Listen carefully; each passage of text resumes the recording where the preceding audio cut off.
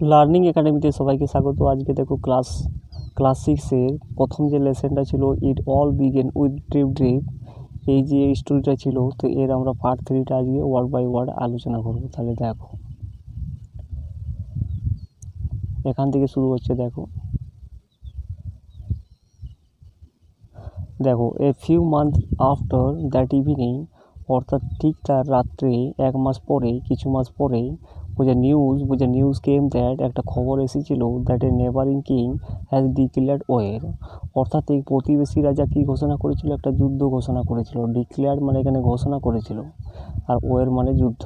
তারপরে দেখো, Bholenath and his king gathered at the royal court. Bholenath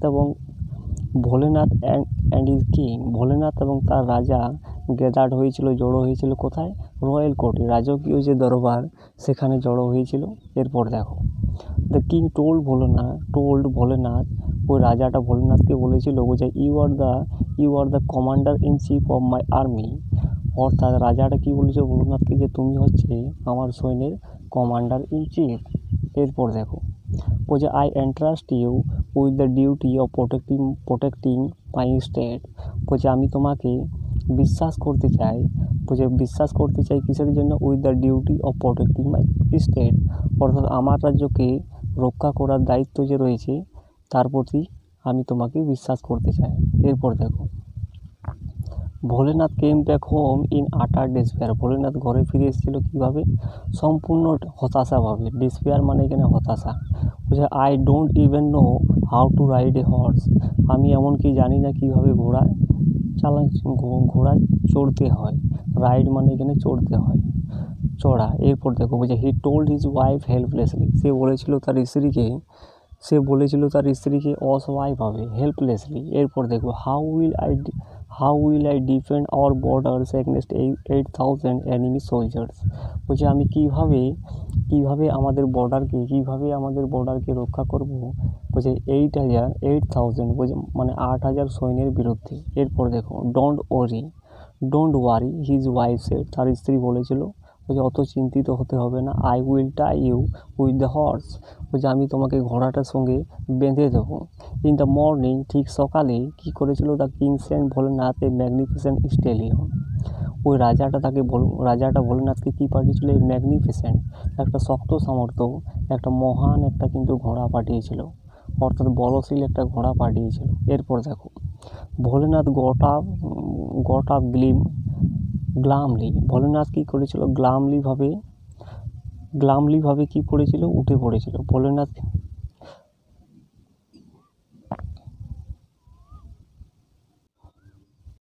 দেখো ভোলেনাথ কী বলছে, Bholenath got up glumly on the horse. Bholenath কী করে? ঘোড়াটার উপরে আঠালোভাবে কিন্তু উঠে পড়েছিল। গ্লামলি, আঠালোভাবে, অর্থাৎ চেপে পড়েছিলেন। And his wife securely tied him to it with a rope. অর্থাৎ তার স্ত্রী তাকে কী করেছিল? নিশ্চিতভাবে শক্ত করে বেঁধে দিয়েছিলেন একটা দড়ি দিয়ে ওই ঘোড়াটার সাথে। The horse did not like the feel of the tight ropes.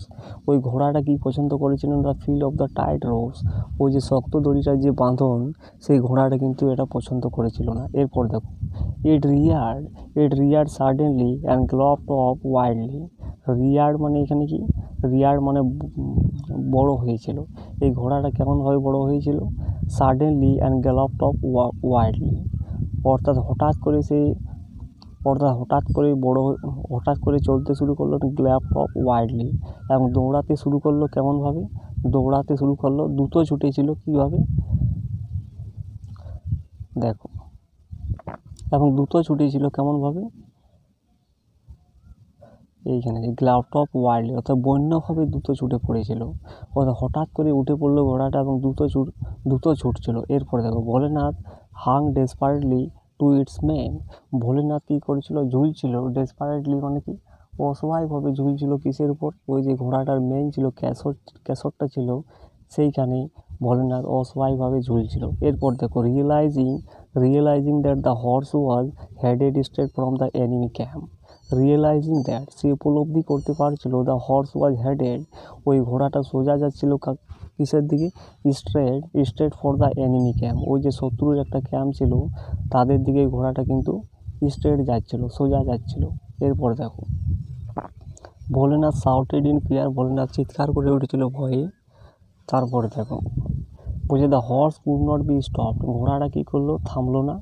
Bholenath noticed a large tree with its branches hanging over the road, Bholenath লক্ষ্য করেছিল একটা বড় গাছ যেটাতে কি রয়েছে, অনেকগুলো শাখা পোশাকা ছিল, হ্যাঙ্গিং ওভার দ্য রোড, ওই রাস্তা ঠিক উপরে ঝুলছিল ওই শাখা পোশাকাগুলো। এরপরে দেখো as the horse galloped under the tree, যেই মুহূর্তে ঘোড়াটা ছুটতে লাগলো ওই গাছটার নিচে, Bholenath reached up to grabs the branches, Bholenath পৌঁছে গিয়েছিল কি করতে, ওই যে ট্রিটার যে ব্রাঞ্চেসগুলো ছিল, শাখা পোশাকাগুলো ছিল, সেগুলো কিছু টেনে নেওয়ার জন্য কিন্তু ভোলেনাথ পৌঁছে গিয়েছিল। এরপর দেখো অ্যান্ড পুল হিমসেলফ ফ্রি, এবং টেনে নিয়েছিল কিন্তু ফ্রিভাবে, অর্থাৎ হালকাভাবে টেনে নিয়েছিল ওই শাখা পোশাকাগুলো। But the branches broke away in his hand, তার ফলে কী হলো, শাখা পোশাকাগুলো তার হাতের মধ্যে চলে এলো। এরপর দেখো the horse had entered the enemy camp, ওই ঘোড়াটা প্রবেশ করেছিল কোথায়, শত্রুদের যে ক্যাম্পটাতে ছিল সেখানে প্রবেশ করেছিল। The enemy soldiers were astonished to see a wild looking man tied to a fire stallion, enemy soldiers অর্থাৎ শত্রুদের যে সৈন্যগুলো ছিল তারা অবাক হয়ে পড়েছিল কি দেখে, to see a wild looking man, একটা বন্য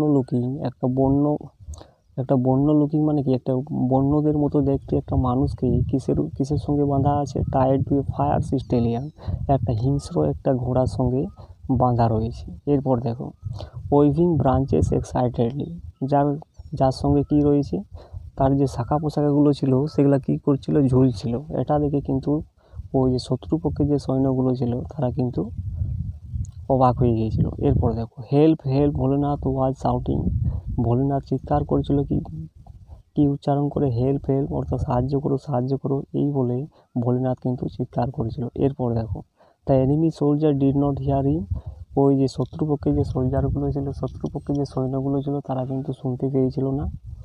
তারপর দেখো বলছে দে ওয়ার গ্রেটলি স্কেয়ার্ড, তারা সত্যিকারই কিন্তু ভয় পেয়ে গিয়েছিল, স্কেয়ার্ড মানে ভয় পেয়েছিল।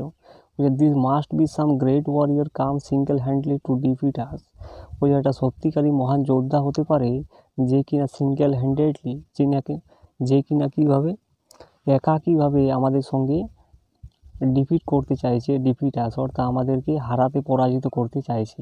এরপর দেখো the soldiers were overcome with fear, ওই এনিমি যে সোলজারগুলো ছিল তারা কি হলো, ভয়ে তারা ওভারকাম করলো। And instantly ran away without putting up A fight, এবং ইনস্ট্যান্টলি মানে সঙ্গে সঙ্গে তারা পালিয়ে গেল যুদ্ধ না করেই, অর্থাৎ ফাইট না করেই তারা কিন্তু সঙ্গে সঙ্গে পালিয়ে গেল। এরপর দেখো ওই যে শুন the news of Bholenath great victory spread, এই যে ভোলেনাথের গ্রেট ভিক্টরি রয়েছে, একটা মহান একটা জয় রয়েছে, এই খবরটা কিন্তু ছড়িয়ে পড়লো। Every one was amazed that he had defended his state all by himself, every one was amazed অর্থাৎ সবাই কি হলো, অবাক হয়ে পড়েছিল কি দেখে, যে ভোলেনাথ ডিফেন্ডেড করলো অর্থাৎ রক্ষা করলো তার স্টেটটাকে একাকীভাবে, অ্যাগনেস্ট 8,000 এনিমি সোলজার, 8,000 সৈন্যের বিরুদ্ধে। এরপর দেখো the king was awarded in a public ceremony, একটা পাবলিক সেরেমনিতে ওই রাজাটা ভোলেনাথকে কী করলো, পুরস্কার দেওয়া হলো তাকে, ভোলেনাথ বিকেম এ লেজেন্ড, ভোলেনাথ একজন কিংবদন্তি হিসাবে পরিণত হলো। এরপর দেখো বলছে it all had started with a drip, এটা শুরু হয়েছিল কোথা থেকে, ড্রিপের সঙ্গে এটা শুরু হয়েছিল। তো এই হয়ে গেল। তো ভিডিওটা ভালো লাগলে চ্যানেলটাকে সাবস্ক্রাইব করো এবং পাশের বেল আইকনে প্রেস করে রাখো পরবর্তী নোটিফিকেশনের জন্য।